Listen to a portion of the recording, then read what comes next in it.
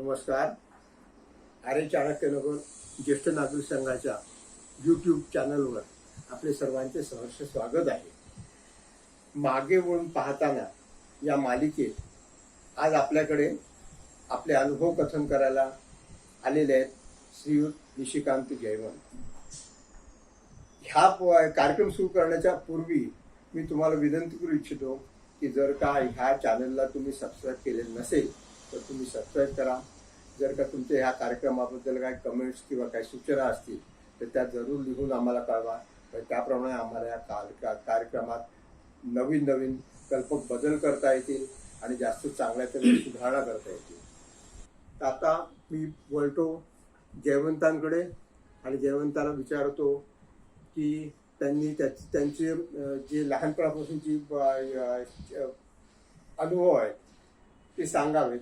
त्यांचा जन्म कुठे झाला, त्यांचं बालपण कसं गेलं, हा माझा सुरुवातीचा पहिला प्रश्न आहे. नमस्कार. इतर काही सुरुवात करण्यापूर्वी इतका नाविन्यपूर्ण आणि स्तुत्य उपक्रम सुरू केल्याबद्दल आर्य चाणक्यनगर ज्येष्ठ नागरिक संघाचे सर्व मी खूप खूप आभार मानतो. आता मागे वळून बघताना हा विषय फारच मोठा आला, कारण माझा तर 1884 जन्मलेपणे 3 ऑक्टोबर 1923 जन्म झाला. म्हणजे आणखीन 2 महिन्यांनी 85 वर्षात पदार्पण केलं. तरी कमी आठवणीची तर 5 वर्ष काढली तरी 80 वर्षात मग हे आठवणी फारच प्रचंड हे आहे. त्यामुळे किती सांगणं काय असं होऊन जाईल. तरी पण आपण एक एक सुरू करतो आणि सांगतो. मला जन्म ठाणे शहरामध्ये सदैव विभागात झाला. मला जन्म झाला तेव्हा घरी आजी आजोबा, आई वडील आणि माझे 3 काका. त्यापैकी माझे वडील सर्वात मोठे. साहजिकच माझ्या वडिलांना हे सगळे 3 काका भाई म्हणायचे आणि माझ्या आईला वहिनी म्हणायचे. त्यामुळे आम्ही पुढे सगळे आई वडील हेच म्हणत राहिले. सराई विभागात म्हणून 3 महिने 3 ते 4 वर्ष असताना आम्ही केंद्र विभागात राहिलो. त्यावेळी ठाण्यात परिस्थिती वेगळी होती. बऱ्याच ठिकाणी असे जागा भाड्याने बोर्ड लागले असायचे आणि त्यावेळी फिरत्या काकांना ते स्टेशनजवळ केंद्र विभाग स्टेशनजवळ आहे हे दिसलं इथे आणि मग तिथे राहायला लागलो. आणि त्यानंतर पुढे अनेक वर्ष आम्ही त्या जागेत राहत आलो. शिक्षण म्हणाल तर वयाच्या 5 वर्ष 6 महिने एवढ्या ह्याच्यामध्ये शिक्षणाला सुरुवात झाली. त्यावेळी परिस्थिती अशी होती की शिक्षण पॅटर्न डिग्री ते मॅट्रिक हे पॅटर्न त्यावेळी होतं. मुलाला पहिल्यांदा डिग्रीत बसवायचा. मला आई शाळेत नाव घाल घेऊन गेली आणि तिथे त्यांनी बाईने थोडेफार प्रश्न विचारले आणि प्रश्न विचारल्यानंतर काय झालं की आईने माझी घरी खूपची तयारी करून घेतली. म्हणजे चालता बऱ्यापैकी हे केलं. मग ते बाई म्हणले अरे हा यार तेवढाही झालं, पाढे झाले, ते झाले, तर मग कशाला डिग्रीत बसवता तुम्ही पहिली पण का तर दुसरी त्याला एकदम डायरेक्ट दुसरीत बसला. म्हणजे 5 वर्ष 6 महिने मी दुसरीत बसलो. त्यामुळे काय झालं एक की माझ्या वयाच्या म्हणजे माझ्या बरोबरच्या विद्यार्थ्यांच्या मी साधारण 1.5 ते 2 वर्ष लहान होतो. आणि ह्याचा परिणाम नाही म्हटलं तर 2 गोष्टी झाल्या. एक तर ही वर्गातली मुलं बाकी सगळे मुलं थोडे 8-10 म्हणा, थोडे मोठे म्हणा, त्यामुळे थोडासा डॅश कमी झाला. आणि पुढे असा डॅश थोडासा मला जाणवला तो असा की पुढे ध्येय घेताना की म्हणजे फ्रंट लाईन होणं कठीण राहिलं आणि सेकंड लाईन बेस्ट अशा प्रकारचं माझं कॅरेक्टर झालं. आता इतर मुलाखती बघितल्या तर त्यांची कोकणातली गावं वगैरे त्याची वर्णनं आणि त्यावेळची त्यांची परिस्थिती म्हणजे घरीच झालेली बाळणपण वगैरे, घरीच झालेले जन्म असं आपण ऐकतो. तर तुमचं ऍक्च्युली मूळ गाव कोणतं मग? हां, ही एक मोठी खंत आम्हाला, कारण ही दोघे प्रत्येक ज्यावेळी म्हणावं त्यावेळी आमचं गाव आहे, आमचं गाव आहे, आमचं हे गाव.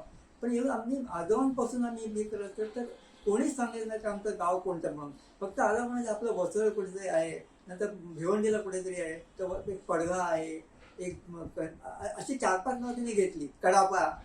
आता एक आहे की पडघ्याला अजून सुद्धा एक जयवंतनी देवी आहे आणि तिचं जयवंत कुटुंबी म्हणजे आम्ही नसलो ते अनेक जयवंत कुटुंब ते वर्षात एकदा भेटतात आणि त्याच्या देवीची स्थापना ते करतात.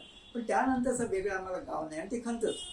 पण एक सांगतो तुम्हाला की हे जरी खंत असली तरी ठाणे शहर आहे ना हे गाववजा शहर होतं. अतिशय कॉम्पॅक्ट आणि सुरेख असं आणि एक सजग आणि सुशिक्षित मध्यमवर्गीयांचा समाज होता आणि फार पसरलेलं नव्हतं ते असे हे होते. त्यामुळे व्हायचं की ज्यावेळी एक समजा दुसऱ्या घराला कोणी म्हणून समोर आला तरी त्याच्याला हा माणूस म्हणजे आपण ज्या पत्रिकेत बोललो नाही तरी हा माणूस ह्या विभागातला, हा लालबाग मधला आहे, हा खडखाळी मधला आहे, हा नौपाड्याचा आहे, हे सहज ओळखू शकत होतो आम्ही. त्यामुळे एक प्रकारचा एक एकोपा निर्माण झाला होता. त्याचा पुढे असा एक लहानसा पुढे मी त्यापुढे गेलं. पण त्यापुढे आपण आणखी एक जरा थोडं मागे गेलो. ठाणे शहराचा विचार निघालाय तर ठाणे शहर खरंच खूप लहान होतं. ठाणे स्टेशनपासून एकच जामणी नाक्यापर्यंत एक रस्ता होता, अरुण रस्ता. त्या रस्त्यावरून टांगेन जाता यायचं आणि वैशिष्ट्य म्हणजे त्यावेळी 2 घोड्या टांगे होते आणि तिथपर्यंत जायला 2 आणे, म्हणजे आता 13 पैसे लागायचे. तिथून टेंबी नाक्याला गेलं की 4 आणे लागायचे आणि टेंबी नाक्यात पुढे मग उत्तरसर वगैरे विभागात जाता यायचं. आता याच्यामध्ये एक म्हणजे असं की याच्यावरती एक कोकणेश्वर मंदिर म्हणून एक देऊळ होतं. तर त्या देवळातला तो शिवलिंग ऐतिहासिक ठिकाण, एक ऐतिहासिक ठिकाण. हा, आता ऐतिहासिक ठिकाणं म्हटल्यानंतर मी 2-3 उल्लेख केले. एक चांगलं शहर, कारण काय माहिती का की हे गावाच्या संस्कृतीचं नाही म्हणजे आपला नकळत परिणाम होतो. तर हे संस्कृती असल्यामुळे सगळी सुशिक्षित मध्यमवर्ग आहे इथे बेसिक हे होतं आणि सगळे या जाणारे. आणि त्यामुळे काय झालं की हे सगळे समारंभ वगैरे असं फार सुरेख. ठाण्यात साहित्य संमेलन झालं, ठाण्यामध्ये हे अशा सगळ्या गोष्टी या दृष्टीने ठाणं हे चांगलं होतं. म्हणजे गावाची उणीव तशी जाणीव नाही मला. आता कोकणेश्वर मंदिराचा उल्लेख 2-3दा मी एवढा करतो की हे फरक असल्यामुळे की ह्याच्यामध्ये पर्टिक्युलरली श्रावण महिन्या वगैरे मध्ये खूप हे असं की वातावरण अगदी प्रफुल्ल आणि खूप उत्साह असतं. एक अशी बाजू म्हणजे अशी की त्याच्यामध्ये छान कीर्तनं व्हायची आणि त्या कीर्तनामधून खूप शिकायला मिळायचं, खूप ऐकायलाही मिळायचं. त्याच्यामधला आणखीन एक आठवणारा प्रसंग असा की तिकडे कीर्तनकारामध्ये एक कोल्हटकर म्हणून कीर्तनकार होते आणि त्यांची कीर्तनं फार चांगली असायची आणि त्याच्या कीर्तनात मी नेहमी आईबरोबर जायचो. तर त्या कीर्तनामध्ये एक दिवस पूर्वरंग आणि उत्तर रंगाचे त्याचे 2 भाग. एखादा पूर्वरंग संपल्यानंतर त्यांनी एकदम एक लहानशी बाटली पुढे केली आणि तेव्हा आम्ही आमच्या कुटुंबियांनी मिळून आम्ही एक हे नवीन मलम हे केलेलं आहे, शोधून काढलेलं आहे. पण आमच्या ह्याच्या आम्ही सगळ्या गोष्टी सर्दी खोकला खर्चट नसल्यामुळं सगळ्यावर हे लोकांनी थोडं एकच उपाय. तर पहिल्यांदा सगळं थोडं हसण्यावर पण ते बोलणार तुम्ही ट्राय करून बघा, 1 रुपयाची बाटली. आता हे प्रसिद्ध मला दुसरं करून कैलास जीवन आणि कैलास जीवन पुढे जागतिक कीर्तीचा मलम झालं. त्याचं तर त्या उत्पत्ती आम्ही पाहिली आमच्या देखत झालं. त्याचा एक कौतुकाची गोष्ट आहे ती. शालेय जीवन कसं होतं? हा, आता शालेय जीवनात सुरू करण्यापूर्वी 2-3 गोष्टी मला उल्लेख असा करायला लागेल की शाळेत जेव्हा की मी इंग्लिश शाळेत गेलो त्याच्यात ही पहिली मी म्हणलं की मला मराठी शाळेत घातला. त्या शाळा फक्त 4थीपर्यंत म्हणजे म्युन्सिपाल्टी प्राथमिक शाळा म्हणते आणि त्या म्युन्सिपाल्टी होते. आणि म्युन्सिपाल्टी म्हणजे की त्यावेळी रेशनिंग सुरू झालं. रेशनिंग त्याच्या आधी पण कधी रेशनिंग सुरू झालं आणि त्या रेशनिंगमध्ये सुरू होणारं इतकं कदान असायचं की लाल ज्वारी, ती भात येणार बाजरी, नंतर मक्याच्या पण वेळेस एक तर ती बाजरी धुवून गिरणीमध्ये जळायला जाण्यापूर्वी धुवून घ्यायला लागायची, धुवून वाळगून नाही लागायची. आणि मक्याच्या बाबतीत म्हणाल तर मका हा 2दा टाकायला लागायचा. म्हणजे एका पटक्यात माझा नाही, म्हणजे एक पहिले मका म्हटलं ना की इतर एक आणा, पण हा म्हटलं 2दा टाकायचं. एकदा सेमी पीस म्हणता येतं, अर्धवट भरवायचं आणि दुसरं भरा तर ते मक्याचं पीठ यायचं. मग तो एक प्रकार होता. आणि आता आणखीन एक की रेशन लागणार लाईन्स, इतक्या खूप लाईन लागायच्या. पण त्या मग काय करायचं, माझा अभ्यास होता पण थोडा वेळ मी आणि बाकीचा अभ्यास बाकी घरकाम चालू आई असे लाईन मी तो केला. आणि असं तेव्हा ऍक्च्युली मला हे सांगा की गरिबी श्रीमंती कशी होती, म्हणजे केवढी तफावत होती? नाही, तफावत तर म्हणजे गरिबी आणि श्रीमंती म्हणाल तर मग आपण कनिष्ठ मध्यम आणि खरं सांगा ही खरोखर वाईट होती. कारण गरिबी झाकण्या आटोकाट प्रयत्न करायचा आणि सुखवस्तू आहेत म्हणून दाखवायचा राहायचा. एक मध्ये झालं होतं की फॉर्च्युनेटली आमच्या आई वडिलांनी मला फार टापटीप सांगितलं शिकवलं होतं. त्यामुळे समाज आम्ही सुखवस्तू असंच गणलं, असा आभास निर्माण व्हायचा. असं खरं तर म्हणजे फार उडगरस्तीची आणि खरंच म्हणजे तो हा पण अगदी खरंच कठीण काम तो. आणि असं करत मी 53 साली म्हणजे वयाच्या 15 वर्ष आणि 6 महिन्यांनी की मी मॅट्रिक पास झालो. आता मी म्हणत्याप्रमाणे लवकर शिक्षण झाल्यामुळे काय झालं की आता मी जेमतेम 15.5 वर्षाला 16 वर्ष लागलं. त्या आर्थिक परिस्थितीमुळे मला कॉलेजमध्ये जाणं शक्यच नव्हतं.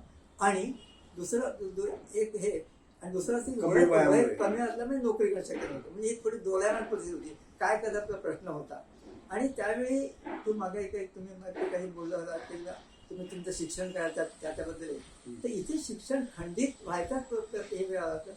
पण त्यावेळी फॉर्च्युनेटली काय झालं त्यावेळी एक ते 6 महिन्याचे काढले. आणि त्यावेळी इंडस्ट्रियल ट्रेनिंग इन्स्टिट्यूट ITI त्याच्या पुढे खूप चांगलं नावाजले गेले इन्स्टिट्यूट, त्याच्या खूप शाखा निघाल्या. ते ऑक्सफर्ड रोडला त्यांची एक फी होती. आणि तिथे मला कोणी सांगितलं की तुम्ही तुला माहिती काहीच नव्हतं पण कोणते बोलले मेकॅनिकल ड्राफ्टचा कोर्स घे, तो खूप चांगला असतो. आणि म्हणून मग आम्ही त्या प्रयत्न होतो.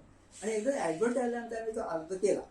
आणि अर्ज केल्यानंतर त्यातल्यात हा बऱ्याच लोकांना माहिती आहे त्याच्याकडे बरीच स्पर्धा होती. फॉर्च्युनेटली एक झालं त्यावेळी SECला मला मार्क कमी असल्यामुळे जास्ती असल्यामुळे मी त्यावेळेला निवडला गेलो. आणि त्यानंतर आणि 1953 ते 1956 त्या याच्यामध्ये मी म्हणजे त्यावेळी पण ITIच्या त्या ड्राफ्टमॅनच्या कोर्ससाठी ऍडमिशन मिळणं ही कॉम्पिटिशनची स्पर्धा होती. त्यावेळेस त्यामध्ये कमी होती. आणि एक लहानसं म्हणजे त्यावेळी असं की एक ते रेफ्युजीचा प्रकार होता. त्यामुळे 2 हे होते म्हणजे ते एकेका ट्रेडचे एक मेकॅनिकल लाखून सोडला ना तर इथे जे 2 ट्रेड आहेत. For example welder, pattern maker, हे सगळे कार्पेंटर, इलेक्ट्रिशियन, याच्यामध्ये 2 हे RD म्हणून म्हणायचे की रेफ्युजीज डिस्टन्स आणि एक CD म्हणजे सिव्हिल, असे 2 ट्रेन होते. मेकॅनिकल क्लासमध्ये एकच होता आणि तो मला हे झाला. आणि 1953 साली हा मला 53 साली मी गेलो आणि 56च्या सुरुवातीला हा माझा कोर्स कम्प्लीट झाला. अच्छा अच्छा. आता मला हे सांगा, हे मीनवाईल हे तुम्ही आता आपण ITI आणि SEC झाल्यानंतर म्हटलं, पण तुमच्या घरची परिस्थिती काय होती? तुमच्या पाठीवर भावंड किती आणि कसं काय ते लहानपण तुमचं काय कसं गेलं? तुमच्यावर किती जबाबदारी होती भावंडांना सांभाळायची वगैरे? भावंडांना सांभाळायची म्हणता नाही कारण मी ज्यांच्या हे वर्षाचा 8-9 वर्षाचा 46 सालची गोष्ट करते ही. पण त्यानंतर माझ्या 4 वर्ष माझी धाकटी बहीण झाली 41 साली. नंतर 43 साली माझा दुसरा भाऊ, 27 तिसरा आणि असे 4 म्हणजे आम्ही मला 2 भाऊ 2 बहिणी असं होतं.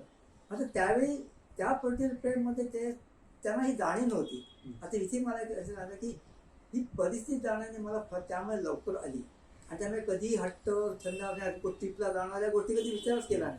म्हणजे ट्रिपची वगैरे हे आम्ही घर पण आणूच दिले नाही. तिथल्या ती मेट्रो पण आपल्याला जमणाऱ्या कशाला ट्रिप वगैरे हे सगळे बदल तो समंजसपणा त्या परिस्थितीनुसार. आणि तसंच तितकं काय नाही ही जी प्रखरता जी होती ती या मते भावना एवढी जाणवली नाही. त्यातल्याच माझ्या बहिणीनं मात्र बऱ्यापैकी ही होती. आणि तिला हळूहळू कारण मुलीने लवकर समजते त्यात तिला लवकर समज व्हायचं. आणि त्या दृष्टीने एक असं होतं की दुसरं असं म्हणता येईल की जरी ह्याला मला संबंध जरी ह्या एवढी जाणीव नव्हती ना तरी संबंधित होती ती सगळे. कोणीही कधी हट्ट नाही काही मला हट्ट त्याने असं. त्यामुळे हा एक पण त्यांना अजून कौतुक वाटलं ही सगळी बॉन्ड इतकी इतकी चांगली राहिली कशी आम्ही कसे राहिलो असं. पण मला हे सांगा तुम्ही जे म्हणताय की तुमचं नाव निशिकांत, म्हणजे त्यावेळी म्हणजे आता पण हे निशिकांत नाव नाविन्यपूर्ण आणि एकदम लेटेस्ट वाटतं, फॅन्सी वर्ड पण वाटतं. तर तुमच्या भावंडांची नावं काय होती मग? निशिकांत फॅन्सी वाटतं पण कसं कळावं. पण माझ्या पाठ्यपंच्या नाव स्नेहप्रभा होतं. पण मधल्या भावाचं नाव स्नेहप्रभा. अच्छा. मधल्या भावाचं नाव शशांक. ते त्यावेळी नाविन्यपूर्ण होतं. आणि ते त्यांच्या काकीने प्रपोज केलं होतं. मग सुभाष आणि नंतर प्रतिभा अशी आमची नाव होती. अच्छा. पैकी आणखीन एक इथे गोष्ट करायचं ती माझी जी धाकटी बहीण आहे तिचा आजीशी रॅपर चांगला होता. ती सतत आपल्या आजीच्या गप्पा बसायची आणि गप्पाच्या ओघामध्ये बऱ्याच गोष्टी समजून घ्यायची. एक हिस्ट्री सगळ्यात समजून घ्यायची आणि ती कुठे नोंद करून ठेवायची. आत्ता पण मग ती आम्हाला सगळ्यात जुन्या आठवण ती सांगते नाही असं होतं नाही असं होतं. त्यातली एक आणखी महत्त्वाचं म्हणजे की तिने कुठून ते आजी हे केलं होतं की आमच्याकडे तो गणपती जो आहे तो माझे वडील व्हायच्या आधी आजी काय नवस बोलली तिथं हा तर आपण गणपती आणू. आणि 2009 पासून गणपती आणायला 1949 याला 2009ला आमच्या याला 100 वर्ष पुरी झाली. आणि आता आमच्या या वर्षी 111 वर्ष पुरी होती. 111 वर्ष आहे. त्याच्यामुळे एक झालं की तिथपर्यंत हे होतं की बऱ्याच ठाण्याला तिथपर्यंत आम्ही गणपती एकत्र आणायचो वगैरे. आता मग हळूहळू जे प्रत्येकाला जसे वेगवेगळे झाले ते प्रत्येकाने असे एक एक गणपती हे होत चालले. बरोबर. याच्यामध्ये आणखीन एक युनिक मला सांगायचं म्हणजे ते असं होतं की गणपतीच्या सुमारास एक हे जो दिवस होते म्हणजे गणपती गौरी दोन 7-8 दिवस असायचे. तर त्या 7-8 दिवसामध्ये घरामध्ये खूप राबता असायचा म्हणजे 16-23 माणसं असायची. आणि मग जेव्हा एकच प्रश्न पण जेव्हा प्रत्येकाकडे व्हायला लागला की माझ्या इकडे एकदा, नाही धाकट्या भावाकडे एकदा, ह्याच्याकडे तिच्याकडे एकदा, तर असं जाणवायला लागलं की हा त्या वर्षी त्या माणसावर खूप मोठा प्रेशर पडतो. त्यावेळेस नाही मग 10-15 रुपये खर्च व्हायचे, प्रेशर पडते. मग आईने जर काय केलं होतं, तुम्ही एक काम करायचं आता आम्हाला सगळ्यांना सांगितलं होतं की तुमच्या ज्या गणपती त्या दिवशी पहिला जो माणूस पहिला पाहुणा येईल तर तो दिवस धरून खर्चीला सुरुवात करा, अगदी टूथपेस्ट पासून. आणि मग त्याचा जेवढा खर्च येईल तो खर्च तुम्ही वाटून घ्यायचा ठिकाणी. आणि ते फार चांगलं होतं. कारण मी असं काही ठिकाणी ज्या ठिकाणी असे पण त्या ठिकाणी तर ज्याचे म्हणजे भावांकडे गणपती असेल ज्याच्या तर ज्याच्याकडे गणपती असतो ना आणि असे आणि फॅमिलीकडे त्या माणसाला खरं खूप खूप बोजा पडतो. तो कधी आम्हाला जाणवला. पण हे अंडरस्टँडिंग असल्यामुळे तुम्हाला तो खर्चाचा तुम्हाला पूर्णपणे तुमच्या एकत्र येण्याचा पूर्ण एन्जॉय करता यायचं की खर्चाचा हा बर्डन पडायचं नाही एखाद्यावर. त्याच्यामुळे खूप थोडंसं काही करते आपण पण तिच्या. बरं, हे आता परत मी तुमच्या SSC आणि नंतर तुमच्या IITचं ड्राफ्टिंगचा कोर्स केल्यानंतर त्यानंतर मग तेव्हा कसं वातावरण होतं इंडस्ट्रीचं आपलं प्रोडक्शनचं वगैरे काय असं चांगला प्रश्न आहे हा की त्या सुमारास 53-54-55 या सालामध्ये ना की हे फार वाढलं म्हणजे इंडस्ट्रीला काही नव्हत्या. त्यामुळे मी बरीचशी मुलं आणि ते कनिष्ठ मध्यम त्यामुळे ही म्हणजे मुलं बरीचशी रिकामी होती. म्हणजे मॅट्रिक झाल्यानंतर बरीचशी मुलं काही नसली होती. आणि त्यामुळे काय झालं की मध्ये मारामारी आहे वगैरे मध्ये खोटी प्रेम प्रकरण हे सगळं प्रकार ठाण्यात खूप पडले. पण फॉर्च्युनेटली त्यावेळेस त्या सुमारास एकदम इंडस्ट्रियल डेव्हलपमेंट सुरू झाली. ठाण्याच्या जवळ national NMM national machine manufacturers, नंतर API आहे, सॅन्की इलेक्ट्रिकल, नंतर तुमच्या त्या ठाणा तुमच्या प्रवासात त्या लाईनीत अशा बऱ्याच इंडस्ट्री वगैरे तुम्हाला त्याहीपेक्षा ठाण्याच्या जवळ ह्या जवळपास म्हणजे एक माझ्या मुलींना म्हटलं ते नॅशनल मॅन्युफॅक्चरिंग मोठी कंपनी आणखी काफीवर आपलं खूप डेव्हलप झाला. आणि ह्या बाजूला म्हणा तर भांडूपूर API होती, नंतर सॅन्की इलेक्ट्रिकल स्टॅम्पिंग होती, स्मेल्टिंग कंपनी होती आणि अल्बर्टर मेंटेनन्स पिक्चर मटेरियल अशी कंपनी होती. आणि त्याच्या नायले म्हणते ठाण्याचे बेकार म्हणजे सगळे हे लागलेले तो जरा जो मधला आला तो थोडा तोडला नाही सर. म्हणजे इंजिनिअरिंगचे वारे आणि इंडस्ट्रियल इंजिनिअरिंगचे वारे सुरू झाले. हा इंजिनिअरिंग तर पुढे हा फक्त म्हणजे लोकांना हे म्हणता येईल की काही मुलं मार्गाला लागली इंडस्ट्री नुसती फिरण्यापेक्षा ती मार्गाला लागली, नोकरी धंदे वगैरे जायला लागली. आता परत मी येतो की ते झाल्यानंतर मी जेव्हा जायचं होतं मला ह्याला होता तर माझे ITI अगदी पडायला पाहिजे ते रोज गाडीने ठाणा भायखळा लवकर सकाळी लवकर जायला लागलं. पण ते जाताना की त्यावेळी ते भांडूपला तो मोठा बोर्ड राहायचा बी ऑन टाइम ऑन लॅम्ब्रेटा आणि लॅम्ब्रेटा स्कूटर सकाळी जातात. असं वाटत ह्या कंपनी आपल्याला नोकरी लागले बरे. फॉर्च्युनेटली माझा कोर्स कम्प्लीट झाला आणि एक 2-1 महिन्यामध्ये त्या कंपनीत मला नोकरी. ती जी कंपनी ॲटोमाइक प्रॉडक्ट्स ऑफ इंडिया. पण आता जसं तुम्ही सांगा मला की आता कॅम्पस इंटरव्ह्यू वगैरे असतात, तुम्हाला शिक्षण घेता नोकरी लागते, तर तसा काय प्रकार होता का तेव्हा? तुम्ही सेपरेट ऍप्लिकेशन तसा प्रकार नव्हता. पण मला सांगितलं अरे ITI मध्ये बघ तू ऍप्लाय कर आणि चाचणी त्यांना त्यावेळी पाहिजे काही काही दैवी घटना असतात म्हणजे तुमच्या नशिबात घडत तसं आहे ते. तर त्यावेळी मी इथे गेलो. आता इथे पोहोचतोय. API मध्ये गेल्यानंतर की मग काही कल्पना पण कारण तिथे लागलं मी ज्युनियर मेकॅनिकल ड्राफ्टमन ज्युनियर मेकॅनिकल ड्राफ्टमन म्हणजे लागली. आता इथे एक गोष्ट आली की त्यावेळी म्हणजे आता जुन्या कंपन्या होत्या त्या कंपन्या जायला लागल्या डाशा गुंडायला लागल्या होत्या. आणि ॲटॉमिक प्रॉडक्ट्स ऑफ इंडिया जे होते ते तुम्हाला हिलमन गाडी माहिती आहे सर. हिलमन, सनबीम, टॅगबोट आणि कॉमन व्हेकल त्यावेळेच्या फेमस गाड्या होत्या आणि त्याने आपला घासा गुंडाळला होता. आणि API मध्ये लॅम्ब्रेटा स्कूटर्स, नंतर बोर्ड आणि क्लच असेंब्लीज, मेडो डिझेल इंजिन नंतर क्लच हायड्रॉलिक ब्रेक्स आणि ॲल्बर्टोचे एलिमेंटचे ते फ्रिक्शन लायनर्स अशी 4-5 प्रॉडक्ट एकदम सुरू केली. आणि मी गेलो तेव्हा हळूहळू प्रोडक्शन सुरू झालं होतं. त्यामुळे इंजिनिअरिंगच्या प्रोसेस मला कळल्या की अरे हे काय का मग इंजिनिअरिंग कायची कल्पनाच थोडी यायला लागली. आणि नंतर मग ठरलं की मग आता जर आपल्याला इंजिनिअरिंगच करिअर केलं पाहिजे आणि त्या दृष्टीने करत गेलं. आता इथे परत झालं की ह्या सगळ्या प्रोसेस प्रत्यक्षात कल्पना आल्या. आता इंजिनिअरिंग म्हणता इतके त्यामध्ये आहेत. पण एकदम प्रॉडक्ट इंजिनिअरिंग आणि प्रोडक्शन इंजिनिअरिंग हे पण 2 प्रकार आहेत. म्हणजे प्रॉडक्ट म्हणजे एखादा पार्ट डिझाईन करणं, या पार्टची कल्पना करणं की बाबा ही वस्तू अशी बनवली पाहिजे, ते प्रॉडक्ट डिझाईन. पण ती वस्तू कशा प्रमाणात काय काय बनायला लागेल, एका फटकन नुसती अशी बनवता येणार नाही का, त्याच्यामध्ये खूप आहे. त्याला स्टेप म्हणतात, नंबर ऑफ असतो. आता ही करता साधा स्क्रू बनवायचा म्हटला, तो पहिला एक साधा स्टेप एक रॉड घ्यायचा, तो रॉडला लेथवर टर्न करायचा, मग त्याला थ्रेड्स पाडायच्या, मग त्याला नेट करायची, म्हणजे ही सगळी प्रोसेस. त्यामुळे बोर्न अँड बेनचे क्लच असे म्हणतो, त्याच्यामध्ये एक असं मोठी ज्यांना की क्लच एक मोठं स्टीलचं हे असतं, कॅप सारखं असतं, तर ते आता प्रेसवर ह्या सगळ्या प्रोसेस मला तिकडे पाहायला मिळाल्या. मग त्यावेळेस झालं की आता मग इंजिनिअरिंग मला रस वाढायला लागला.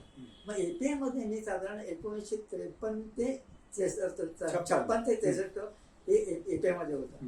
पण त्यावेळी मग हा विचार केला की असं नाही, मग पण एक होतं त्यावेळी BIET मग British Institute of Engineering Technology ही होती.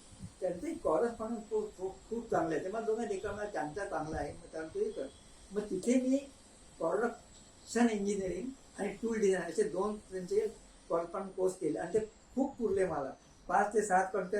कारण घरी एक झालं गोष्ट की मी भांडुपला सगळी असल्यामुळे घरी जाण्यात वेळ कमी राहायचा आणि थोडाच काम येणार की अभ्यासाला वेळ मिळायचा. पण 4-5 वर्ष मी 4-3 तास पण हे नाही म्हटलं तर इंजिनिअरिंग पुढे हे होतं, त्यामुळे त्याला वेळ लागायचा. पण त्या 6-1 वर्षामध्ये मी सगळे दोन्ही हे पुरं केलं. आणि इंजिनिअरिंगचं बेसिक म्हणजे जी प्रॉडक्ट इंजिनिअरिंग कधी पाहिजे आणि टूल इंजिनिअरिंगवरती मला नॉलेज चांगलं झालं. आणि असं 1963 साली 56 म्हणजे पहिले 7 वर्ष मिळाले आणि हे होता मी सिनियर मेकॅनिकल डॉक्टर झालो. आता इथे आता मला खटका आला की इथे आणखी काही नाही, कारण त्या कंपनीचं पण त्याला थोडंशी नंतर असं की लॅम्बर्ट स्कूल मॅनेजमेंट बंद केली. मी हळू दिसायला लागते या कंपनीचं हे नाही. आणि आता आपल्याला पुढे जायचं म्हटलं तर काही वेगळीच कंपनी शोधली पाहिजे, ह्या दृष्टीने मी ते सुरुवात केली. आणि सुदैवाने त्याच तुम्हाला पेपर अडत झाली की Mahindra and Mahindra limited wants so and so, म्हणजे 7-8 होते की डिझायनर्स ही पेस्ट त्यांना त्यांच्या नवीन प्रोजेक्ट करता, त्याला ट्रॅक्टर प्रोजेक्ट करता माणसं पाहिजे. आणि त्याला मी ॲप्लिकेंट केला. 35 त्या पोस्टला डिझायनर पोस्ट 35-40 माणसं होती, पण आम्ही 3-4 आम्ही निवडलं गेलो. आणि 15 एप्रिलपासून 1923 पासून मी त्या कंपनीत लागलो. पण म्हणजे याचा अर्थ की तुम्ही सुरुवात जे ट्रॅक्टर मॅन्युफॅक्चरिंग युनिटची आपल्या महिन्याची झाली सुरुवात, तर अगदी पहिल्या ह्याच्यात तुम्ही सुरुवात करणारे. अगदी बरोबर आहे. म्हणजे आता हा एक खरोखर म्हणजे ही जे समाधान देणारी गोष्ट की एक शून्यापासून जे ट्रॅक्टर आहे, हा ट्रॅक्टर आता जगात म्हणजे जवळजवळ नंबर 1 आहे. नंबर 1 त्या कॅटेगरीमध्ये. ट्रॅक्टरच्या खूप कॅटेगरी. आता इथे सांगता मला की हा आमचा ट्रॅक्टर जो मी हा ट्रॅक्टर म्हणून इथे बनवला, पहिल्यापासून एक ट्रॅक्टर B275 बनवला ट्रॅक्टर बनवला गेला. आता B275 म्हणजे त्याचे 35 हॉर्स पॉवर, 35 अश्वशक्तीचा कपाईचा. तर त्यावेळी काय झालं की हा जो आहे तो International Harvester Company of India म्हणून मोठी International Harvester Company of Chicago ही फार मोठी कंपनी आहे. पण ते ह्याच्यामध्ये ट्रॅक्टरचे ते बाय प्रोडक्ट त्याचे अनेक त्याच्यामध्ये हार्वेस्टर म्हणतात असे मोठेपणे होते. पण त्याच्यापैकी एक इंग्लंडला जे ब्रॅडफोर्डला जे हे बनवायचे ते आम्ही सिलेक्ट हे बनवायचं. आणि त्यानंतर म्हणजे मी जेव्हा सुरुवात केली त्यावेळी महिंद्रा लिमिटेड फॉर आपण होती ती have been selected for internet Mahindra for their tractor project असं ते आमचं लेटर होतं आणि 5 होतं. पुढे मग ती कंपनी ही झाली आणि internet tractor company of India हे झालं. बॅक टू तुझं हे म्हणतो की तुझं बरोबर आहे. आता हा मला सांगा की हे म्हणजे सुरुवातीचा हा सेटअप कंपनीचा हा सगळा तुमच्या समोर किंवा तुमच्या हातून झाला, तर तेव्हा तुम्हाला कसं वाटलं आणि काय तेव्हा परिस्थिती होती आमच्या हातून जरा कांदिवलीची, प्लांटची? हे तर आठवलं की एक वेगळंच फील असतं, कारण काही नसताना आम्ही तिकडे आलो. आता उदाहरणार्थ आम्ही जे आलो तेव्हा फक्त महिंद्रा महिन्याचा एक वळीचा प्लांट होता, मग त्याला मशीन प्लांट, मग त्याचे जीपचा वळलेला होता आणि त्यांची जीप असेंब्ली होती ती घाटकोपरला होती, आणि ह्याला होतं ना मशीन शॉप होता. आणि त्या ह्याच्यामध्ये त्यांचं इंजिन डिपार्टमेंट होतं, त्याच्यात एका कोपऱ्याला आम्हाला 5 लोकांना जागा दिली होती. पुढे मग आम्हाला एक याच्यामध्ये ॲनिबेसन रोडला आम्हाला आउटडोर बिल्डिंगमध्ये एकदा जागा मिळाली, तिथे आम्ही काही वर्ष राहिलो.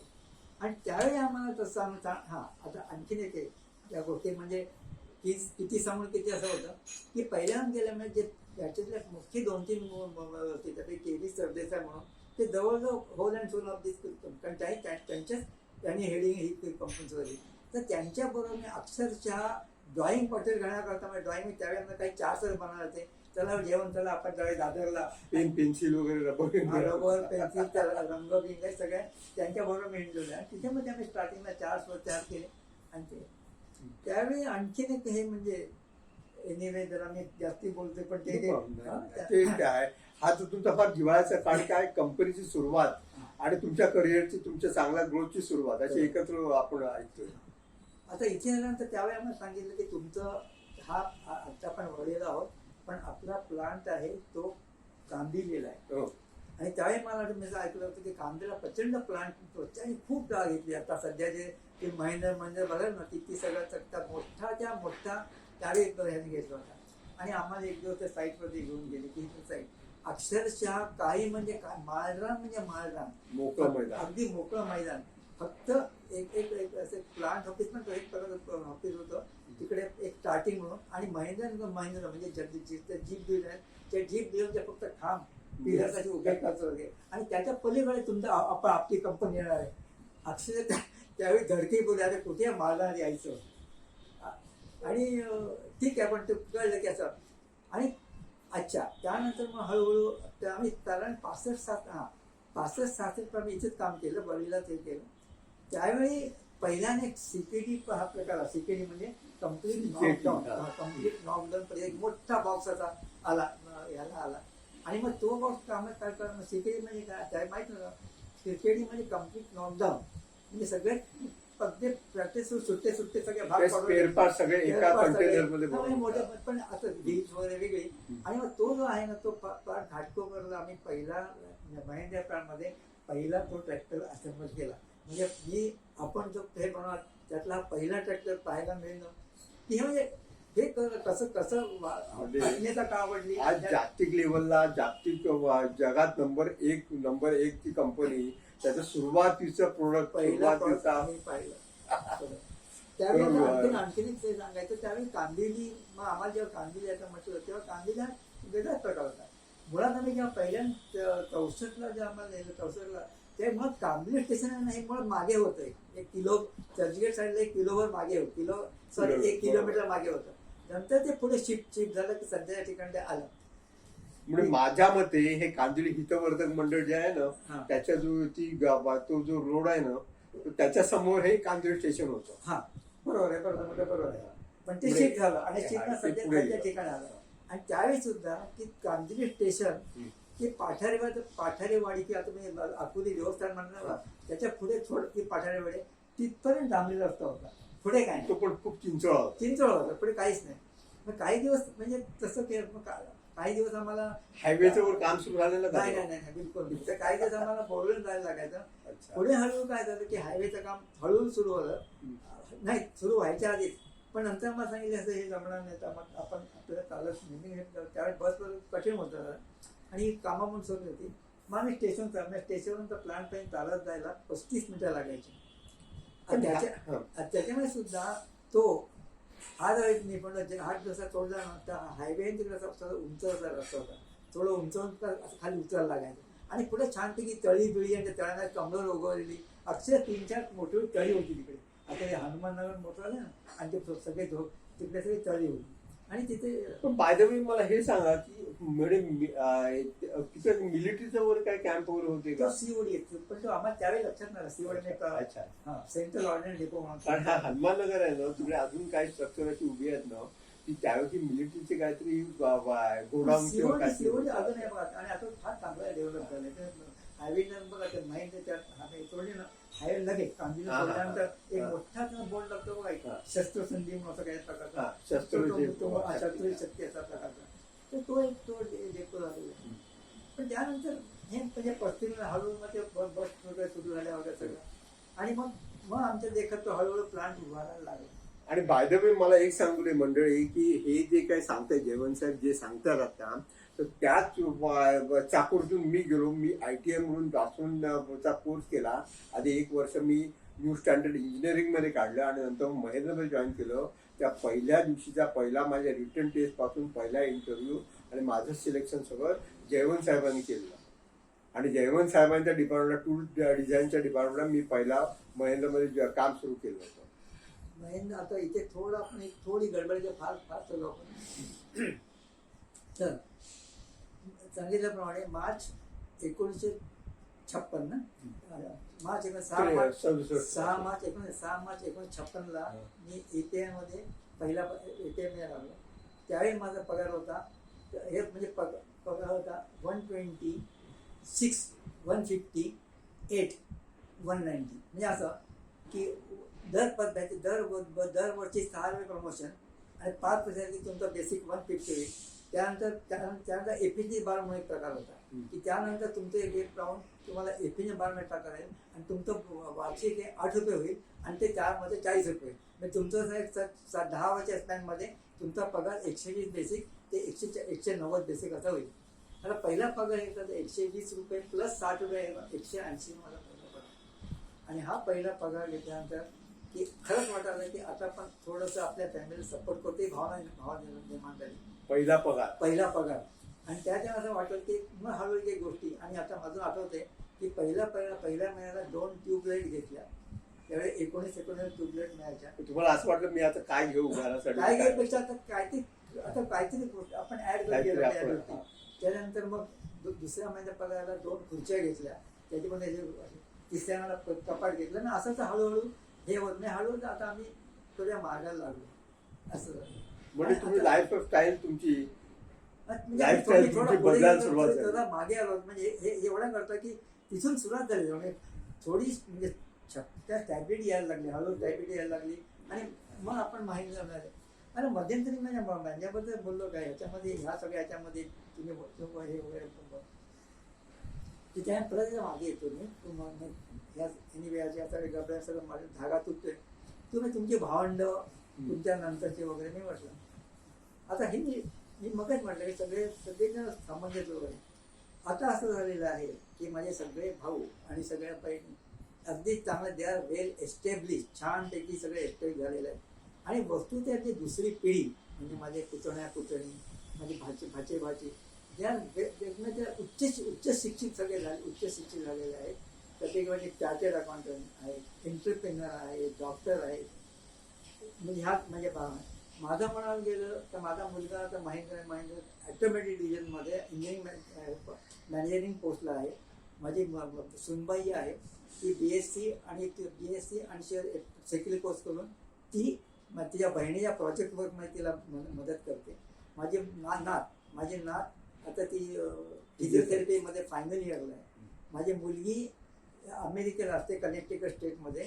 हा नाव पण माझा MS इंजिनिअरिंग आहे. ती कनेक्ट तिला पण एक मुलगी आहे. नाती आता 13 वर्षाची. अशा प्रकारे आमच्या कुटुंबामध्ये थोडक्यात हे याप्रमाणे आम्ही आलेलो. पण बाय द वे मला हे विचारायचं तुम्हाला की तुम्ही महेंद्र जॉईन तुमचं लग्न कधी झालं आणि तुमचं माझ्या माहितीप्रमाणे तुमचा प्रेमविवाह होता. तर त्यावेळची प्रतिभा कसं काय ही कशी भेट झाली? एक स्टेपच्या गोष्टी जर मी 46 एक कालखंड की जर मी ओढगस्तीचा काढला 53 ते त्यात 1.5 वर्षाचा माझा काय आता. आणि तिसरा जो आहे तो आणखी पुढे गेलो. तर 63 साली आहे ना, 63 साली बऱ्याच घटना घडल्या. मी ह्या नोकरीला लागलो आणि त्यावेळी महेंद्रचा पहिला तर आम्हाला वरळी जायला लागायचं. तर त्या वरळीला म्हणजे लागलं मार्च किंवा याच्यामध्ये वरळी जायला लागलं वरळी जायला. तर तिथे एकदा आमच्याच एरियामध्ये एक मुलगी मला तिथे भेटली. तिथे तो इथे कुठे वगैरे असं झालं आणि मी माझी मावशी ते राहते पण. आणि मग ती 2-3 वेळा तिकडे हे गेले आणि ते हळूहळू ते वाढत गेलं होते. ते फार आमच्या जवळच राहतं, ठाण्याला आमच्या जवळच राहते मुलगी. पण एवढी ठाण्याला पण आम्ही कधी तिथे अशा वेगळ्या ठिकाणी भेटल्यामुळे ठाण्याला कधी बोलता नव्हतं. बोलतं ना म्हणजे उभं कसं काय असं वगैरे हे मोठं हे होतं. पण तिथे मग त्याला एक वेगळं वळण घेतलं आणि त्याच्या 63ला गेलं. पुढे 67ला माझं लग्न झालं. ते पण अशी हे होती की माझ्या बहिणी लग्न व्हायचं होतं. नाही म्हटलं की छोटे बापाची जबाबदारी मला उचलायला लागली. 1965 साली माझं लग्न झालं आणि 1970 म्हणजे माझ्या बहिणी लग्न झालं आणि मग थोडी जबाबदारी खूप कमी झाली. पुढे भावांची वगैरे लग्न भावाची बहिणी लग्न ती त्यांच्या कर्तृत्वात केली. त्याला भार काय मला काय वेगळा पडला नाही आणि ते सगळंच व्यवस्थित मार्गायला लागलं. हां आणि माझंच लग्न 64 साली झालं. त्याच्यानंतर 50 वर्ष आम्ही सुखाने संसार केला आणि छान. मला एक मुलगा एक मुली मी सांगितलं आहे. आणि अनफॉर्च्युनेटली दुर्दैव की 50 वर्षाच्या संसारानंतर नोव्हेंबर 2017ला माझी मिसेस एक्सपायर झाली. पण फॉर्च्युनेटली 50 फार सुखाने संसार केला आणि ती पूर्ण 50 वर्ष तुम्ही गोल्डन जुबली तुम्ही साजरी केली. आता कनेक्ट बॅक टू परत सर्व्हिसला मागे यायचं म्हटलं म्हणजे आता म्हटलं महेंद्रचा प्लांट हा इकडे व्हायला लागला. समजलं कामगिरी सुरू झालं आणि तिकडे सगळी मशीन्स वगैरे हळू याच वगैरे. त्याच्या आधी काय झालं मी असं ह्या सगळ्या वरच्या लोकांचे संपर्कामध्ये असल्यामुळे की मला सगळे प्रोसेस माहिती आहे. एक्सेप्ट परचेस डिपार्टमेंट अकाउंट्स मी बऱ्यापैकी इन्व्हॉल्व सर्व डिपार्टमेंट. आणि दुसरं असं झालं की मला एक माझ्या डिझाईन डिपार्टमेंट डेव्हलप करायचं तुमच्यावर असं सांगण्यात आलं. आणि मग ती माझ्या माहितीप्रमाणे डिझाईन हे हार्ट ऑफ इंजिनिअरिंग असं म्हणतात. म्हणजे ती जर माझ्यावर टाकण्यात आली. त्यावेळी असं असतं 2 गोष्टी झाल्या. ते असं असायचं की कोणतेही नवीन मशीन आला की त्यांच्या त्या मशीनवर 3 कॉपी त्याला म्हणतात मॅन्युअल त्या मशीन मॅन्युअल त्यांना सगळं त्यामुळे कमी 4 वाजता काढली त्याची एक कॉपी आमच्याकडे यायची आणि ती कॉपी पाहिजे ती म्हणजे मी काय त्यामुळे स्टडी करायला लागत आणि त्यामुळे त्या सगळ्या मशीनची वगैरे हळूहळू मला माहिती आली. त्याचा एक आणि दुसरं म्हणजे असं झालं की डिझाईन ऑफिस हां त्याच्यावर मला बऱ्यापैकी त्याचं नॉलेज झालं आणि पुढे डिझायनरचे परिचय वाढवाले. तर असं झालं की इंजिनियर म्हणून कोणी घेतलं ज्युनियर नवीन इंजिनियर ज्युनियर कोण घेतला त्याला पहिल्या डिझाईन आपल्याला प्राईजवर राहायला लागायचं. बरोबर. तर ही सगळी मंडळी माझ्याकडे यायची आणि मग त्यांना मी बऱ्यापैकी येत गेलो आणि म्हणजे बऱ्यापैकी चांगला एक माणूस मला चांगला एक नॉलेज माणूस मला ओळखायला लागले. म्हणजे त्यांची एंट्री व्हायची ती पहिले जयवंत साहेबांकडे यायचो त्यांच्याकडे डिझाईनचं काम शिकायचं किंवा काम म्हणजे डिझाईन पेक्षा बोर्डर जायचं बोर्डर ड्रॉइंग सुरू करायचं मग पुढे इथं डिपार्टमेंट जायचं. त्यामुळे सगळ्यांचीच माझे ते याच्यामध्ये त्यामुळे तुम्हाला त्यामुळे जसं हे प्लांट तुम्ही सुरुवातीपासून बघितलात सर्वातून डेव्हलप होताना कंपनी बघितली तशी ही माणसं पण डेव्हलप होताना तुम्ही बघितली किंबहुना तुमच्याच हाताखाली ती तयार झाली. आता या माणसांबरोबर मुळात भयंकर ग्रुप फार चांगला कोर्सेस ज्यांना म्हटलं अशा प्रकारचा. तर जेव्हा त्यावेळी 2 गोष्टीला प्राधान्य झालं. एक क्वालिटीला अतोनात महत्व राहिलं आणि क्वालिटी जर नाही माणसांची तो करतो गेला. एक उत्कृष्ट पेमेंट आता बघा ना पेमेंट वगैरे केवळ त्याचं मी असं ऐकलं की त्यावेळी ज्या प्रथम त्यांच्या लोकांना सांगितलं आता सुझुकी तुम्ही काय करणार नाही आम्हाला कसली भेटी म्हणजे प्रीमियर पद्धतीने इतके त्या फुल फॉर्ममध्ये आम्ही असेच राहणार अशीच भावना होती. पण फोर्सेस नव्हती गाफील राहिले. पण ही म्हणजे माझ्या नॉलेज माझ्या सुचवणार याच्याप्रमाणे की ह्या महेंद्र डेव्हलप होण्यामध्ये ही कंपनी आपल्याला की आनंद महेंद्रचा फार मोठा हातभार याच्यामध्ये होता. तर हे आणि इतके आता खूप म्हणजे खूप पुढच्या पुढे जागतिक पिक्चर म्हणून झालं. पण हे सुरुवातीला काय 1-2 वेळ मला चांगले ट्रेन यायचे उतरायचे आमच्या असेंब्लीला साध्या ते बसायचे ते आणि त्यानंतर मग हे जेव्हा त्यांनी क्वालिटी वगैरे प्रयोग करण्यात त्यावेळेनंतर की हे म्हणजे त्यांना कळलं त्यावेळी त्यात सगळे म्हणजे इंडस्ट्रिएशन म्हणा किंवा क्वालिटी म्हणा. आनंद महेंद्र कधी डिझाईन ऑफिस मध्ये तुमच्याकडे शिकायला नाही ॲज इट इज चांगला इंग्लंडचा म्हणजे त्याच करते. पण हे जे शिकलं बाहेर जाऊन काय शिकले याच्यामध्ये काय शिकले तिथे कळतं की हे शिक्षण तिथे उपयोगी पडतं की माणसाला फोर्साईट देतं. तर त्यावेळी मग त्यांच्या म्हणजे मी जे माझं म्हणजे त्यांनी स्वतः हाताने काम करून काम practical केलं, experience काम त्यांनी मिळवला. पाहिलं त्यांनी प्रत्येक आणि प्रत्येकाची प्रत्यक्ष त्यांनी प्रोसेस त्यांनी बघायची. आणि त्यामुळे मग त्याने मग इथे म्हणतो की आता हा जो मोठा सी चेंज झाला म्हणता येईल की आपण म्हणजे जेव्हा इंडियन प्रॉब्लेम डफर इथं म्हणायची तर त्याला क्वालिटी स्पीच झालीच पाहिजे या गोष्टी सवय चुरवली. त्याच्यामध्ये हा सगळा प्रकार आला. पुढे ते आणखीनचं आणि आयचं वगैरे. तर त्यावेळी मग त्यांनी महिंद्रचे सांगतो त्यावेळेला 13 कंपनी एक ट्रॅक्टर ऑटोमोबाईल म्हणजे हा plant jeep plant tractor plant आणि doctor Beck and company OTC लेवटर वगैरे विकास पेरी वगैरे. विकास पेरी असे जवळ 13 कंपन्या होत्या. मग असं मला कसं म्हणाले की तुम्ही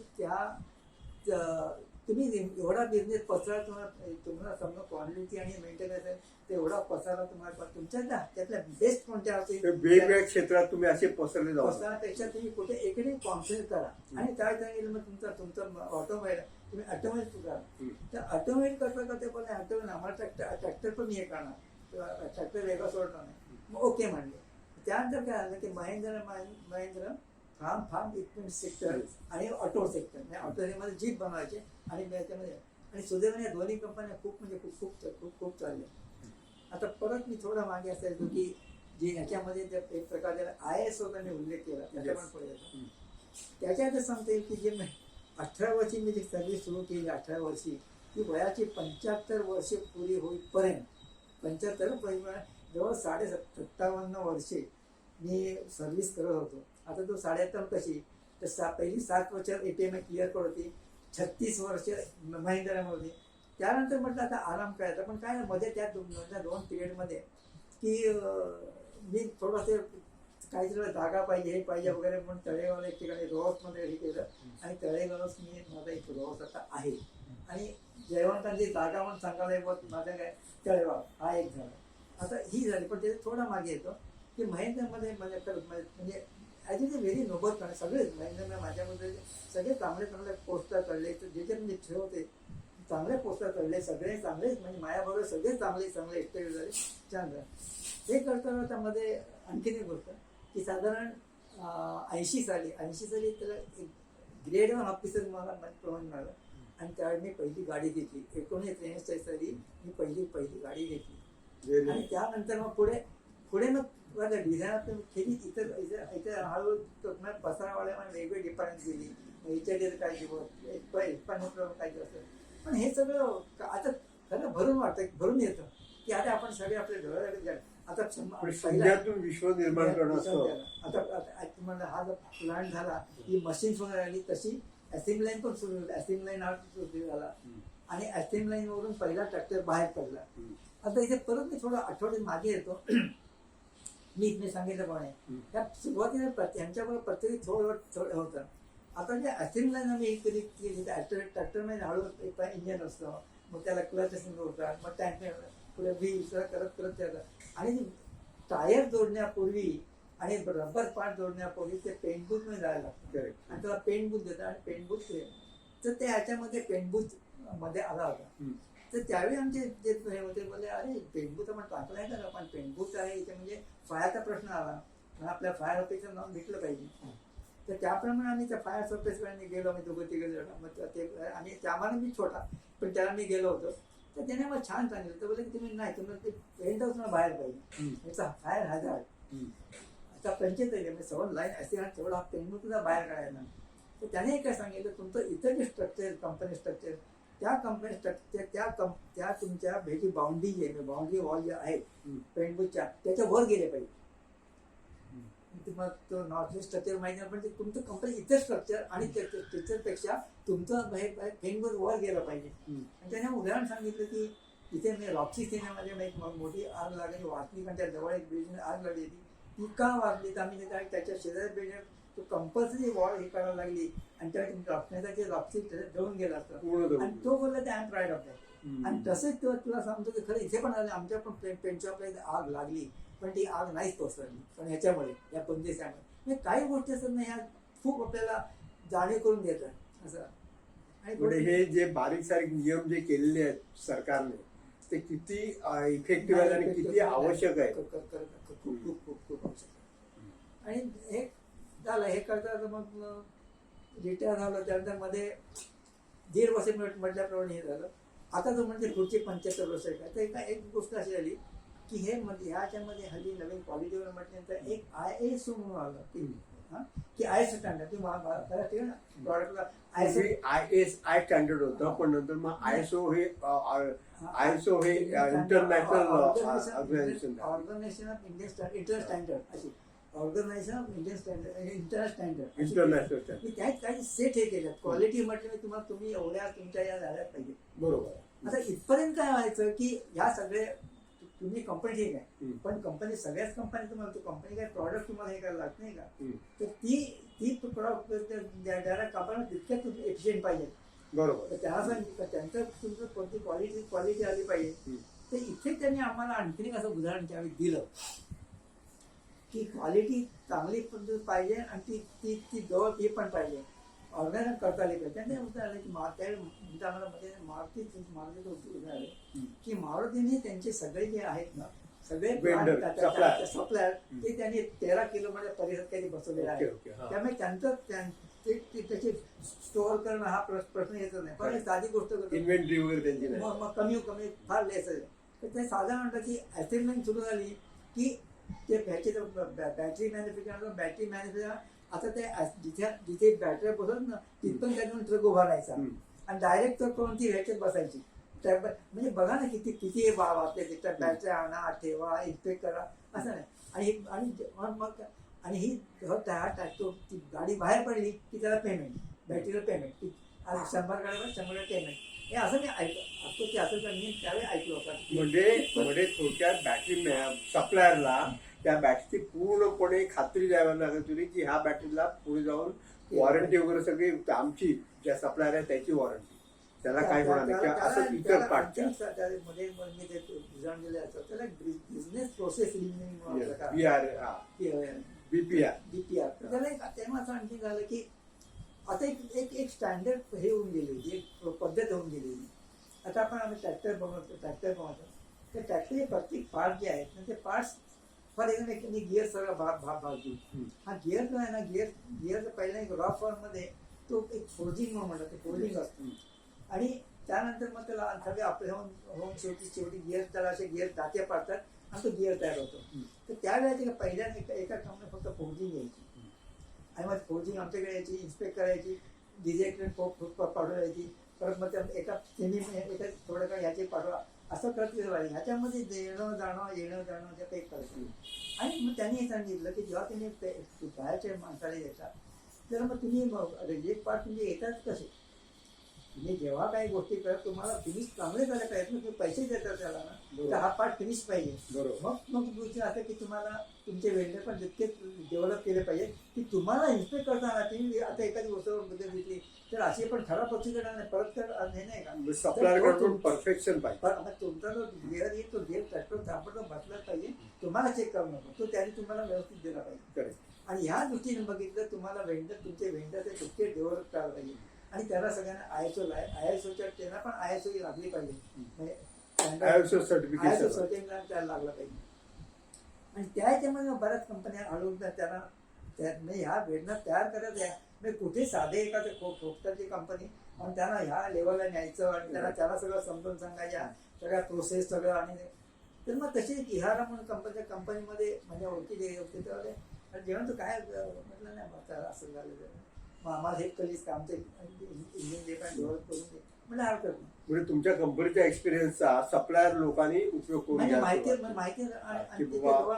जेव्हा मी विचार करतो त्याला आराम करे वगैरे पण नंतर मग तुला किंवा त्या कंपनीमध्ये आणखी 8 वर्ष गेली. दुसरं माझा मित्र होते एक बोईसरला कंपनी होती त्यांनी पण अरे जेवण येतील का त्याला एक दीड वर्ष त्याच्याकडे येतं नाही असं साधारण 15 वर्ष regular service by the end of it म्हणजे 75 वर्षापर्यंत माणूस जर का नोकरी आणि कामात व्यस्त असतो तर म्हटलं धन्य मानलं पाहिजे. आता समाप्त करणार नाही ह्याच्या आधी मला हे सांगा तुम्ही की तुम्ही बाकी काही ऍक्टिव्हिटीज केल्यात हा. म्हणून तुम्ही म्हणाला त्याचं काय हा, अदर देन तुमची नोकरी नाही, नाही, किंवा हा खरंच सुंदर आहे. कारण की तुझ्याकडे बोलता म्हणजे या बऱ्याच गोष्टी करतात की जर ठाण्यामध्ये जे इथं खूप ऍक्टिव्ह होते त्यामध्ये आता या 55-56च्या याच्यामध्ये ना जेव्हा 55-56 तर आम्ही दोघं ते मित्र म्हणजे थोडं त्या चळवळ वगैरे तर ठाण्यात चेंदणी सार्वजनिक गणेशोत्सव म्हणून एक हे होतं, चेंदणी सार्वजनिक गणेशोत्सव. तर त्या गणेशोत्सवामध्ये आम्ही सक्रिय भाग पण ते पण तुमचे सक्रिय कार्यकर्ते. पंचावन्न आम्ही तिथं केलं, 2-3 वर्ष त्या सेक्रेटरी पण होतो. आणि असं करता करता ते ना 2 आणखीन पण ज्याचे उल्लेख करेल दत्ता हरदने, राजा जोशी आणि तिथं अरविंद देशपांडे मी तर त्यातल्या मी जवळ होतो. तर त्यावेळी अरविंद देशपांडे म्हणजे नाटक का नाही मग नाही ना त्यात दुसरा अरविंद देशपांडे पण त्याला बंधू देशपांडे म्हणतो तो वेगळा. तर हे आणि त्यावेळी कारण त्यावेळी रमून झालं ते सांग पाहिजे तर मी नोकरी पण सुरू होती पण त्याच्यामध्ये त्याचं मला एक्झॅक्ट माहिती आहे. मला त्या वसंत आदगावकर म्हणून तर त्यांचं मध्ये मला 2-3 दिवसा पेपर नंतर वाटलं काहीतरी बरोबर. त्यांच्या कार्यक्रमात काहीतरी हे झालं वगैरे तर त्यांचं एकदा गीत रामायण झालं आणि माझ्या ते पण मस्त 85-90च्या घरात असतील ते आता कारण आणि त्यावेळी त्यांचं ते हे झालं ते तिथं ते काय त्या त्यांचा प्रोग्राम झाला आणि तो प्रोग्राम मला खूप खूप आवडला आणि मग त्या एकदम डोक्यात क्लिक झाल्यापर्यंत प्रोग्राम काय एक दिवस चालणार आहे मग आम्ही संपूर्ण गीत रामायण ठेवूया.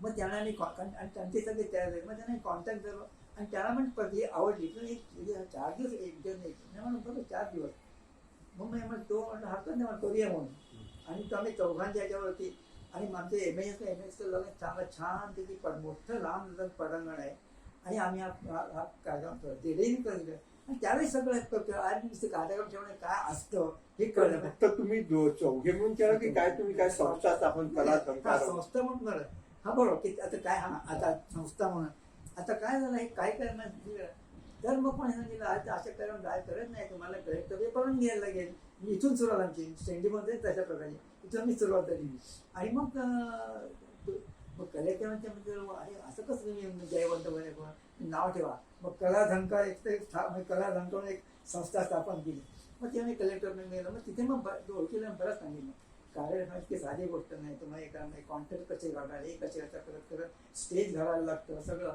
तिकीटं छापायची तिकीटं लोकांच्या गळ्यात टाकायची पण धडपड केली होती आणि तुला सांगतो की बैठक होते म्हणजे भारतीय बैठक आणि तो का ते 4 दिवस इतका कार्यक्रम तो उत्कृष्ट झाला ना ठाण्यात नावात जायला करा अख्खं संपूर्ण चित्र मला हे ऐकायला मिळत नाही पण बस आणि फार म्हणजे फार तो अजून सुद्धा लोक ते बहुतेक ते ऐकणार त्याची आठवण काढतील अरे हा पण हे गीत रामायण तुम्ही सांगताय ते हेच गौरी फडकेंचं तेच पण त्यांनी इतकं खरं इतके त्यांनी गायला बसत पुढे खूप मोठे झाले पण त्यांनी ते जे खरोखर त्या हिमतीनेच गायली तितकंच त्यांना फुल जास्तीत दिला असं म्हणतात लोक अजून लोकांचे आठवण करतात ते झालं आम्हाला थोडी आम्हाला हे आली सर आपण करत मग पुढची डेडिंग करता आणि बिस्मिल्ला खानचा पण ठेवूया रे बिस्मिल्ला खान शनिवार तेव्हा ठेवूया म्हणून कसं करता पण मला डॉक्टर हाजरी मग फार झटपट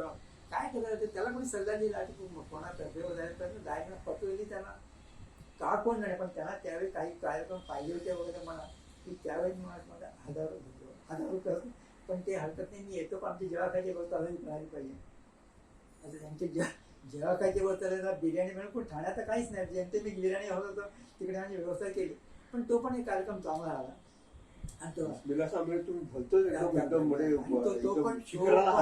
तो पण कार्यक्रम चांगला झाला आणि तिसरा कार्यक्रम झाला आमचा की सुरेश चित्रकार विद्यानाथ मंगेशकर उषा मंगेशकर आणि जॉनी विस्केवराचं त्यांचा एक ग्रुप होता सुरेश चित्र म्हणून त्यांचा प्रोग्राम ठेवला तो पण प्रोग्राम चांगला आणि हे तिन्ही प्रोग्राम सुदैव चांगले आणि एक खरं तू म्हणत त्यामध्ये मग एक तुम्हाला तुमची सांस्कृतिक भूक भागली पण वरती परत तुमच्या आजूबाजूच्या ठाण्याच्या लोकांना पण तुम्हाला चांगली मेजवानी देता आली का याच्यामध्ये सामाजिक कार्य प्रकार राहिला पण आता परत माफ घ्यायचो की हे सगळं होऊन कारण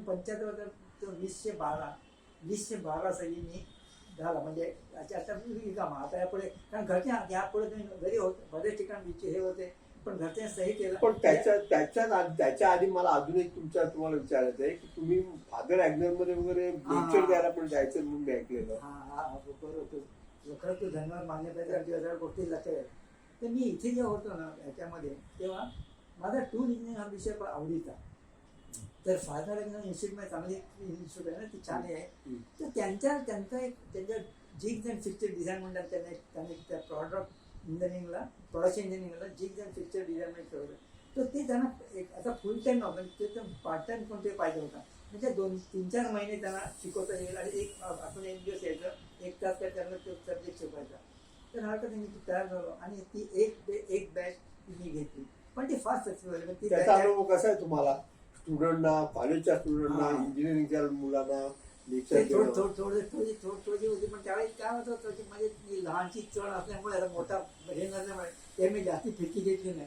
पण मी पण त्यांच्या कलाकडे गेलो आणि त्यात मुख्य म्हणजे असं की ह्यांना नुसतं सांगून करण्याने त्यांना हे केलं पाहिजे. म्हणून म्हणजे हे जी जनती म्हणजे काय नुसतं काढून कळायच नाही. मग शेवटी मी आमच्या ट्रॅक्टरमधले गिरडीकर होते HR हे होते त्यांसाठी असे 20 लोक बॅच आहे. त्यांना एक दिवस प्लॅन ड्रायव्हर आणू का त्या फॅक्टरीला आणू का. तर त्यांनी परवानगी दिली हरकत आणा तुम्ही आणि पण त्यात वेगळं बरं ते हरकत नाही नुसते येणार तर जेवण पण इकडे मग ते जातील मग एका रविवारी सकाळी मी सगळ्या लोकांना आणले त्यांना सगळं दाखवलं. मग त्यांना पण कल्पना डिझाईन पिक्चरमध्ये काय नाही आणि ते एकदम हे झालं. मास प्रोडक्शन मध्ये टूलिंग जिग फिक्सर काय महत्व आहे? आणि तू एक्झॅक्ट कसं ते जिग पिक्चर म्हणतो प्रत्येक काढणं आणि ह्या खूप खूप फरक पडतो. तसा तो थेरन पॅटर्न फरक आहे. आणि मग त्याच्यामध्ये तू चांगले तुला तर मला हे केलं पाहिजे की तुला पण काही रकम तुमच्या शेअर करायला तू सांगू शकतोस. त्यामुळे त्याचे अनेक लहानसा छोटा करून आहे. पण टूल इंजिनिअर तर मला थोडी करत असतात. तर आता रिसेंटली त्याच्या थोडं मग जातो की 1912 साली हे झालं की आता पुढे काही नाही वगैरे. पण त्यानंतर मी ऑक्टोबर 12 काहीतरी असेल आणि त्यानंतर मग एक टोकाची व्हेकन्सी मिळाली. फॉर्च्युनेटली 2013 सप्टेंबरला मी आर्य चांगल्या ज्येष्ठ नागरिकांना सभा झाला आणि त्याच्यानंतर पुढे साधारण 2 ते 3 वर्ष 1915 किंवा 16 असेल मी आचार्याचे कट्टा ह्या दोन्ही सिनियर आणि दोघांमध्ये खरंच इतके चांगली आणि सुसंस्कृत आणि इतकी टॅलेंटेड म्हणजे त्याच्यामुळे मी काहीच नाही असं मला शेवटी वाटायला लागला. पण ही सगळी अगदी ममत्वाने माझ्याशी वागली. अगदी म्हणजे तो एक तर म्हणजे आता तुमच्या निवृत्ती जीवनात तुम्हाला एक्झॅक्टली तुम्हाला जेव्हा तेव्हा नेमकं तुम्हाला असे ग्रुप मिळाले. आता ग्रुप मध्ये माणसानं बोलत असतो ते म्हणजे त्या फादर एकदम वाटवलं की ह्या ग्रुपमध्ये एक सिनियर माणूस एक आश्चर्य एक सिनियर माणूस आहे BSc PhD वर माणूस.